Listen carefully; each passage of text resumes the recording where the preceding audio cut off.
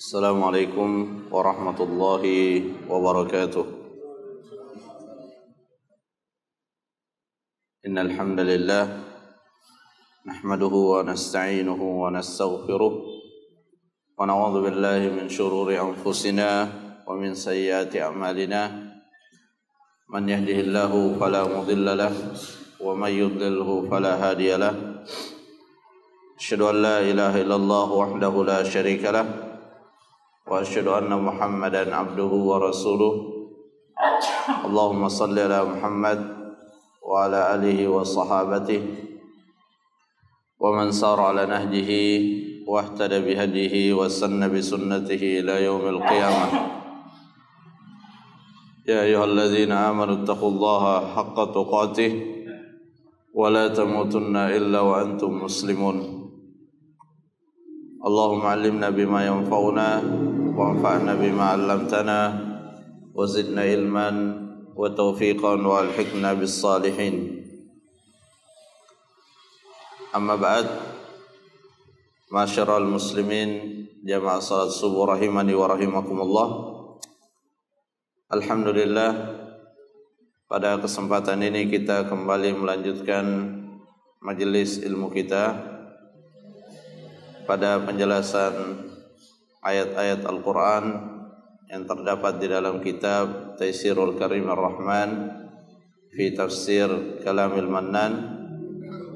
Dan alhamdulillah kita sedang berada pada pembahasan ayat yang ke-10 dan 11 di dalam suratul Mumtahanah. Allah Subhanahu wa taala berfirman, ya ayyuhalladzina amanu, wahai orang-orang yang beriman. Ini merupakan panggilan yang Allah tujukan secara khusus kepada orang-orang beriman. Dan panggilan seperti ini sering kita dapatkan di dalam Al-Quran. Dan sahabat Abdullah bin Mas'ud radhiyallahu an menyampaikan bahwa ketika Allah Subhanahu wa taala memanggil dengan panggilan wahai orang-orang yang beriman, maka perhatikanlah dengan seksama. Karena setelah panggilan tersebut ada satu di antara dua kemungkinan. Allah memanggil agar kita melaksanakan suatu perintah, atau Allah memanggil agar kita meninggalkan suatu larangan. Dan kedua-duanya itu akan memberikan pengaruh pada keimanan kita. Jika itu adalah perintah dan kita mengerjakannya, maka itu akan menambah dan menguatkan keimanan kita. Jika itu adalah larangan dan kita meninggalkannya karena Allah, maka itu juga akan menguatkan dan menambah keimanan kita. Sebaliknya, jika kita menyelisihi, maka itu akan mengurangi dan melemahkan keimanan kita. Ya ayyuhalladzina amanu, wahai orang-orang yang beriman. Dan ketika ayat ini turun pertama kali, maka yang tertuju pertama kali kepadanya ayat ini adalah Nabi kita Nabiullah Muhammad sallallahu alaihi wasallam. Idza ja'akumul mu'minat muhajirat, jika datang kepada engkau wanita-wanita yang beriman dengan maksud berhijrah,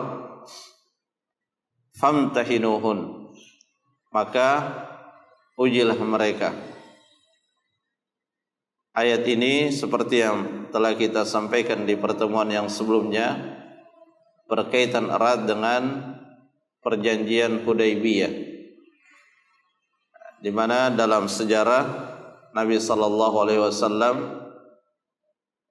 melakukan perjanjian dengan orang-orang kufar di Mekah yang dikenal dengan perjanjian Hudaybiyah. Dan salah satu klausul dari perjanjian tersebut adalah ketika ada orang-orang beriman datang dari Mekkah menuju Madinah, maka diwajibkan bagi Rasulullah sallallahu alaihi wasallam mengembalikannya ke Mekkah. Sedangkan sebaliknya tidak. Jika ada orang Madinah muslim atau muslimah datang ke Mekkah, maka tidak diwajibkan bagi penduduk Mekkah untuk mengembalikannya ke Madinah. Dan pada saat perjanjian ini telah selesai disepakati, maka datanglah seorang wanita. Datanglah seorang wanita yang bernama Ummu Kulthum. Dia adalah putri dari Uqbah bin Mu'aid, yang mana kita sangat kenal kebenciannya kepada Nabi sallallahu alaihi wasallam. Ketika Ummu Kulthum datang, maka dua orang dari saudaranya itu memintanya untuk dikembalikan ke Mekah sesuai dengan isi perjanjian. Tetapi Nabi sallallahu alaihi wasallam tidak mau mengembalikannya, ya, karena tentunya mudarat yang akan ditimbulkan ketika dia dikembalikan itu jauh lebih besar, karena dia adalah seorang wanita dan tentunya dalam banyak hal memiliki keterbatasan dan kekurangan-kekurangan. Ya, bisa saja ketika wanita yang sudah beriman tersebut dikembalikan ke Mekkah dan menghadapi situasi yang tidak mendukung ia menjalankan agamanya di Mekkah, bisa saja dia kembali kepada kekufuran. Ya. Karenanya waktu itu Nabi sallallahu alaihi wasallam tidak mengembalikannya, sehingga turunlah ayat ini. Ya. Ada juga yang mengatakan ayat ini turun, kemudian Nabi sallallahu alaihi wasallam menyikapi permintaan itu dengan menolak dan mengatakan bahwa klausul perjanjian tersebut hanya berlaku kepada kaum laki-laki atau kaum wanita yang tidak menunjukkan keseriusan dan kesungguhan di dalam keimanannya. Karena di sini disebutkan famtahinuhun. Jika ada dari kalangan wanita Mekah datang ke Madinah dengan menyatakan bahwa dia ke Madinah untuk berhijrah karena dia telah menyatakan keimanan dan keislamannya, maka Nabi sallallahu alaihi wasallam diperintahkan oleh Allah Subhanahu wa taala untuk menguji mereka, untuk mengetes mereka agar Nabi mengetahui kesungguhan dan kebenaran imannya. Dengan cara apa mereka diuji? Min aimanin mughalladatin, ya, dengan sumpah, ya, sumpah yang diulang-ulang, ya, bahwa dia datang ke Madinah benar-benar atas dasar kecintaan kepada Allah dan Rasulnya. Dia datang ke Madinah bukan karena dia sedang ada masalah dengan suaminya di Mekah. Karena kemungkinan-kemungkinan itu sangat ada dan mungkin terjadi. Jadi ketika sebagian wanita di Mekah ada masalah dengan suaminya, maka salah satu ancamannya adalah mereka mengatakan kepada suaminya, kami akan tinggalkan engkau dan kami akan ikut bersama Nabi Muhammad.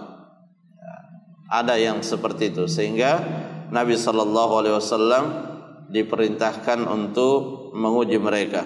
Famtahinuhun. Allahu a'lamu biimanihin. Ya, tetapi meskipun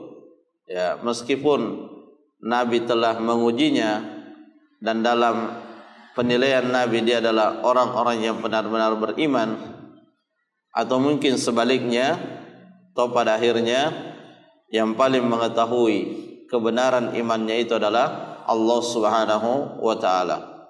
Allahu a'lamu biimanihin. Ya, dan ini secara tersirat memberikan penjelasan bahwa manusia di dalam menilai seseorang itu hanya bisa menilai apa yang nampak. Sedangkan yang tidak nampak itu Allah Subhanahu wa taala yang menilainya.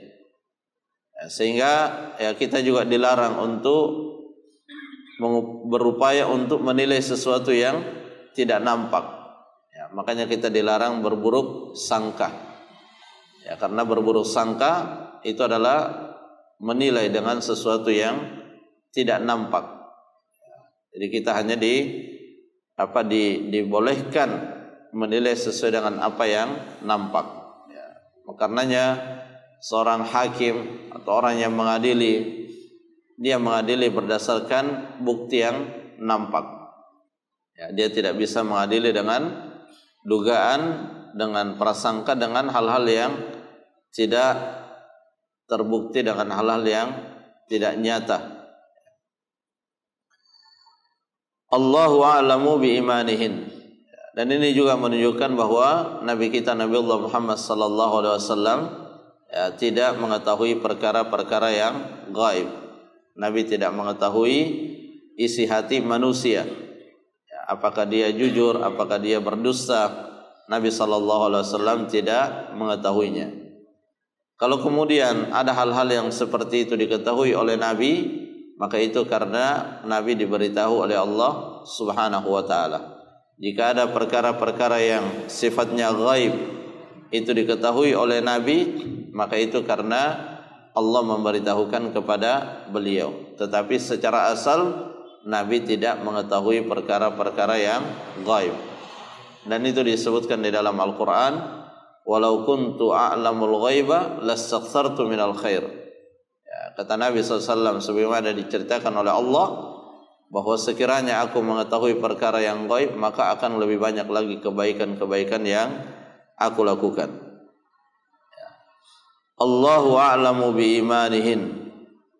Fa in alimtumuhunna mu'minatin, dan jika ya, setelah diuji wanita-wanita tersebut dan engkau mengetahui bahwa mereka itu adalah orang-orang beriman, fala tarji'uhunna ilal kuffar, maka jangan engkau kembalikan mereka ke Mekah. Ya, jangan engkau kembalikan mereka ke Mekah. Ya, dengan alasan yang tadi sudah kita sampaikan, ya, pertama dari sisi mafsadat dan mudarat, ya, mengembalikannya ke Mekah itu mudaratnya sangat besar, karena bisa saja menyebabkan wanita itu kembali kepada kekufuran. Yang kedua, Allah sebutkan di dalam ayat ini, la hunna hillul lahum wa lahum yahilluna lahun. Ya. Mereka pada para wanita yang telah memeluk agama Islam, yang telah menjadi seorang mukminah, itu tidak halal bagi laki-laki yang masih dalam keadaan kafir. Nah, dan ini adalah ketetapan yang berlaku dan disepakati oleh para ulama, bahwa wanita muslimah itu diharamkan, ya, diharamkan menikahi laki-laki kafir, apapun nama dan jenis kekafirannya. Dan ketika seorang atau dua pasangan yang sama-sama kafir, kemudian istrinya atau pihak wanita itu memeluk agama Islam, sedangkan suaminya masih tetap di dalam kekafiran, maka berlaku juga ayat ini, la hunna hillul lahum. Jadi wanita-wanita tersebut tidak lagi halal, sehingga pernikahan tersebut secara otomatis batal dengan adanya satu pihak yang memeluk agama Islam. Lahunna hillul lahum wa lahum yahilluna lahun. Ya, sebagaimana juga sebaliknya, mereka itu tidak halal. Ya, laki-laki kafir itu tidak halal bagi wanita-wanita muslimah.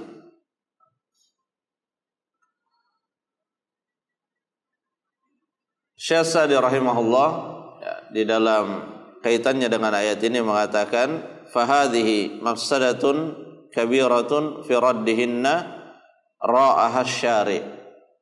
Jadi seperti yang tadi telah kita sampaikan, bahwa mengembalikan wanita yang telah beriman itu ke Mekah, itu di dalamnya terdapat mafsadah, ya, terdapat kerusakan, mudarat, terdapat keburukan yang ini dipertimbangkan oleh syariat kita.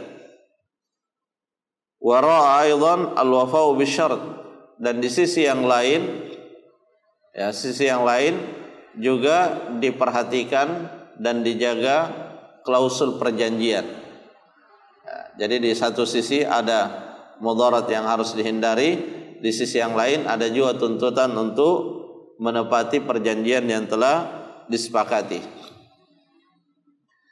Karenanya ketika Nabi sallallahu alaihi wasallam mengatakan bahwa para wanita tidak masuk di dalam klausul perjanjian, sementara dalam pemahaman orang-orang kafir bahwa wanita juga masuk di dalam klausul perjanjian itu, karena memang secara redaksi tidak ada disebutkan pengkhususan.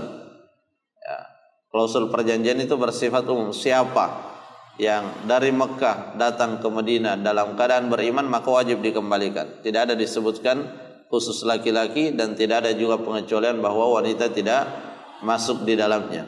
Dan Nabi SAW tentunya berusaha untuk komitmen terhadap apa yang telah disepakati dalam klausul-klausul perjanjian tersebut. Makanya ketika Nabi SAW mengatakan bahwa wanita tidak boleh dikembalikan, wanita tidak masuk di dalam klausul perjanjian itu, ya, beliau memberikan, ya, Allah memerintahkan kepada Nabi bi an yu'tul kuffar azwajahunna ma anfaqu. Ya, Allah Subhanahu wa taala memerintahkan kepada Nabi Muhammad sallallahu alaihi wasallam untuk memberikan kepada suami dari wanita-wanita yang memilih hijrah ke Madinah untuk memberikan kepada mereka maharnya. Jadi di dalam Islam, ya, di dalam Islam ketika perpisahan antara suami dan istri itu datang dari pihak istri, maka si istri wajib mengembalikan mahar yang pernah diberikan oleh suaminya, termasuk jika sang suami itu masih dalam keadaan kafir. Allah Subhanahu wa taala di dalam ayat memerintahkan walahum yahilluna lahunna wa atuhum ma anfaqu, dan berikanlah kepada mereka, ya, berikanlah kepada mereka, ini kepada suami-suami wanita yang telah berhijrah yang masih kafir itu, ma anfaqu, apa yang telah mereka berikan berupa mahar. Wala junaha alaikum, dan tidak ada dosa bagi kalian, artinya boleh. Jadi kata-kata la junaha itu menunjukkan bolehnya sesuatu. Ya, salah satu cara untuk mengetahui hukum mubah itu kalau disebutkan kata-kata la junaha, tidak ada dosa. Wala junaha alaikum an tankihuhunna. Jadi tidak mengapa, artinya halal bagi kalian wahai kaum muslimin yang ada di Madinah untuk menikahi wanita-wanita yang telah berhijrah tadi. Meskipun dulunya wanita-wanita tersebut memiliki suami di Mekah, tetapi suaminya tersebut sudah putus hubungan dengan istrinya. Kenapa? Karena dia tetap dalam kekufuran, dan kekufuran itu menjadikan suaminya tersebut tidak lagi halal untuk istrinya, sehingga dia terpisah secara hukum syariat.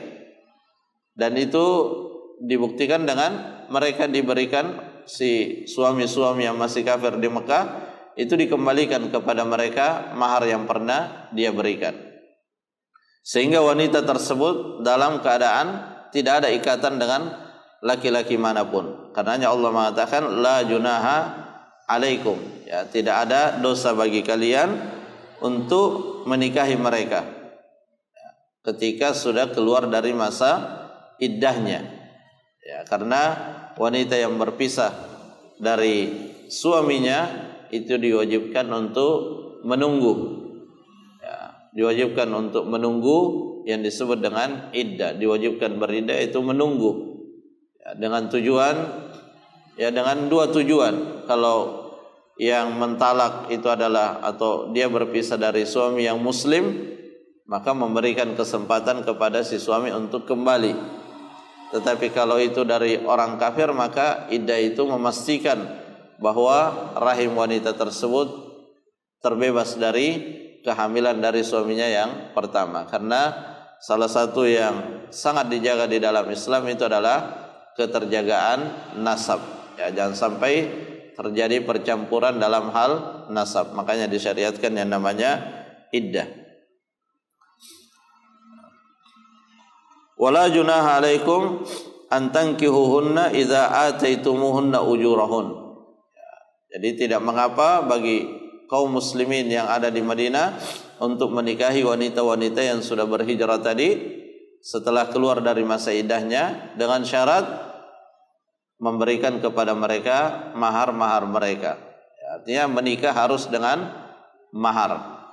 Ya, itu adalah kewajiban di dalam pernikahan. Ya, sebagaimana disebutkan oleh Allah dalam Al-Quran, wa atun nisaa saduqatihinna nihla. Ya, jadi diwajibkan yang namanya mahar. Ya, meskipun boleh tidak disebutkan di dalam akad, ya, tetapi hukumnya wajib untuk diberikan. Kemudian di lanjutan ayat disebutkan wala tumsiku bi'isamil kawafir, dan janganlah kalian menahan, mempertahankan pernikahan di mana ini ditujukan kepada kaum muslimin, laki-laki kaum muslimin yang sudah berada di Madinah. Kalau dia masih punya istri di Mekah yang tetap bertahan dalam kekufuran, maka Allah mengatakan wala tumsiku bi'isamil kawafir. Jangan kalian mempertahankan status pernikahan dengan wanita-wanita yang kafir. Artinya pisahkan dia, ya, tinggalkan dia. Nanti ada pengecualian jika dia adalah ahlul kitab. Ya, kalau ahlul kitab itu dikecualikan di dalam ayat yang lain. Ya, adapun yang selain daripada ahlul kitab, Yahudi dan Nasrani, maka wajib untuk kita meninggalkannya. Ya, wajib untuk kita memisahkannya, menceraikannya. Wala tumsiku bi'isamil kawafir was'alu ma anfaqtum, dan sama dengan ketentuan yang berlaku kepada wanita-wanita muslimah yang meninggalkan suaminya, di mana dia mengembalikan mahar yang telah dia berikan. Demikian pula halnya wanita-wanita laki-laki muslim, ya, laki-laki muslim yang memisahkan istrinya yang masih dalam keadaan kafir. Allah mengatakan was'alu ma anfaqtum, mintalah, ya, mintalah kepada mereka apa yang telah kalian berikan kepada istri-istri kalian yang tetap bertahan di dalam kekufuran. Minta maharnya, mahar yang telah kalian berikan. Was'alu ma anfaqtum. Ya, Syekh Sa'di rahimahullah mengatakan was'alu ma anfaqtum ayyuhal mu'minun. Mintalah apa yang telah kalian infakkan, maksudnya infakkan di sini mahar yang telah kalian berikan, wahai orang-orang yang beriman. Hina tarji'u zaujatukum murtaddatin ilal kuffar. Jika istri-istri kalian itu kembali murtad, kembali ke Mekah dalam keadaan murtad, maka minta mahar agar dikembalikan. Fa idza kana al-kuffaru ya'khuduna minal muslimina nafaqata man aslamat min nisa'ihim istahaqqal muslimuna an ya'khudhu muqabalata ma dhahaba min nisa'ihim. Jadi ketika orang-orang kafir itu berhak untuk mengambil mahar mereka ketika istrinya masuk Islam, maka sama orang Islam juga berhak mengambil mahar mereka ketika istrinya murtad. Wa fi hadza dalilun ala anna khuruja al-bud'i min az-zawji mutaqawwam. Dari sini kemudian disimpulkan oleh para fuqaha bahwa ketika seorang suami tidak bisa lagi mengambil manfaat dari istrinya, maka itu memiliki memiliki perhitungan di dalam hukum syariat.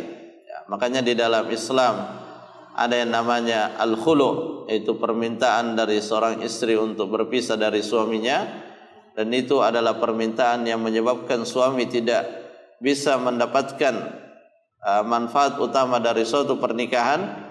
Maka hal yang seperti itu menimbulkan akibat hukum di mana seorang suami berhak untuk mengambil kembali mahar yang pernah dia berikan.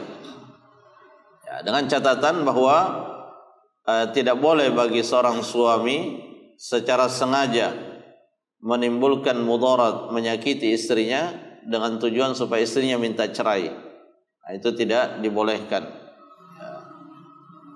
Ya. Karena kalau minta cerai maka maharnya dikembalikan. Tapi kalau suaminya menceraikan tanpa permintaan, maka tentunya tidak ada mahar yang dikembalikan.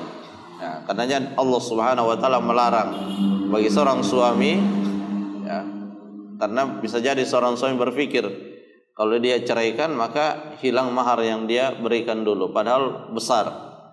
Maka dia menyakiti istrinya, sengaja menyakiti istrinya supaya istrinya itu minta cerai. Kalau dia minta cerai maka dia wajib mengembalikan maharnya.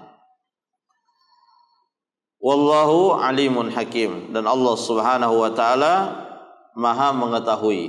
Ya, ini sering diulang-ulang. Di antara hal yang kita petik dari Allah Maha mengetahui adalah Allah Maha mengetahui kemaslahatan manusia.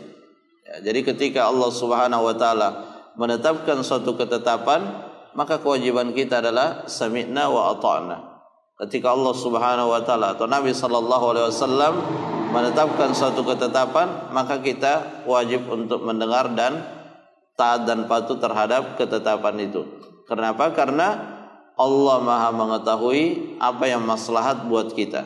Dan semua yang Allah tetapkan di dalam Al-Quran atau melalui sunnah Rasulullah, itu tujuannya adalah untuk kemaslahatan kita manusia, untuk kemaslahatan kita di dunia ini dan kemaslahatan kita di akhirat. Itulah yang menjadi pijakan utama kita di dalam menyikapi setiap ketentuan dan ketetapan Allah.